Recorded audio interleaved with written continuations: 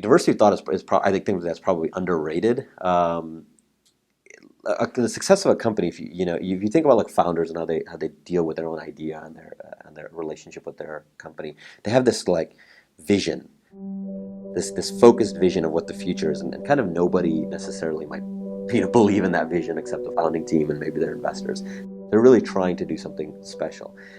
But the truth is, the actual business might be just a few degrees away. And that's happened so many times where there are 3 or 4 companies, maybe over different periods, or even during the same period, attacking the same problem, and one does wildly well and the other one does not do well. And it's just a very incremental, approach to the market, incremental product. What diversity of thought allows you to do is to kind of look beyond, just a bit beyond your initial view of what you think is the truth, quote unquote. It's almost, to me, I almost feel like it's almost foolish when founders don't want that diversity of thought. It's because, you're kind of playing this like abstract mental game with the market of trying to figure out how you're going to get value out of the market. Like, why wouldn't you want people who are thinking about the market in very different ways on your team? And so maybe they'll see something slightly different that you don't see, and that could be the difference between a hugely successful company and a medium-run company.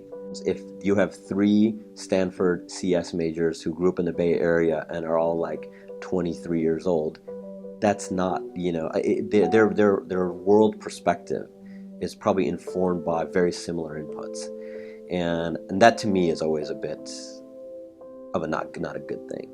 That doesn't mean that by having a very diverse team, whether it's educationally, through age, through a number of different vectors, that doesn't necessarily mean they can't share the same vision. They have to have the same vision, but they're approaching it from very different viewpoints. You look at their educational background, you look at their professional background, you look at their what interests them. You can actually find a lot of this out very, very quickly. It doesn't take deep research to understand if somebody has a worldview which is different than somebody else's, and you ideally want to have different worldviews.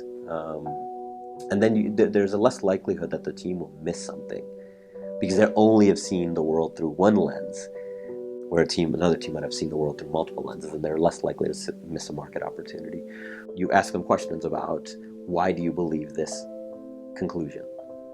The best way to see the way somebody thinks is to ask them why they believe what they believe, and you highlight their assumptions, and then you have to kind of deduce, like, why are these assumptions based in sound logic or not?